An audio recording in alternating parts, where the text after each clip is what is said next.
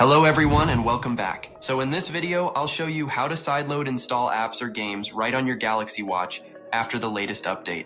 But still, I'm getting a lot of comments like connection issues or... Anyways, let's start the video. Alright, now before doing these, first of all, make sure both your phone and watch are connected to the same network and IP address. It's very important or else you will get errors. Okay, now go to Settings.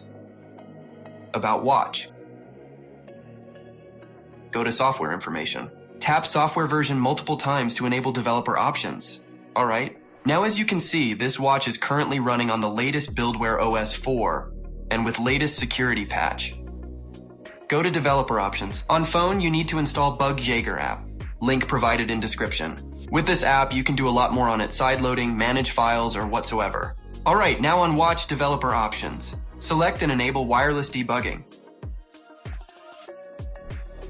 Now here you can see it displays IP and port address, which is connected to the Wi-Fi. Now simply on phone. Select add icon, here add IP address as shown on your watch. The last 4 digit is the port number of IP. Now connect, but still you will get this error right. Don't worry, here is the trick. Again, select add icon. Select pair. On watch select pair new device. You can see it shows pairing code. Simply enter the code. Now select pair.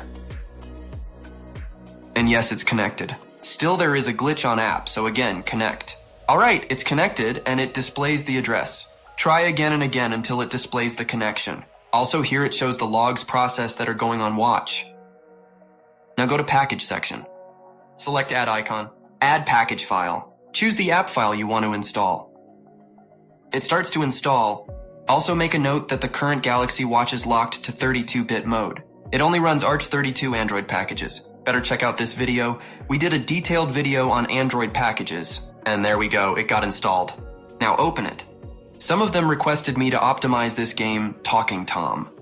I remember played this game a long ago. Maybe like 12 years. Alright, it started.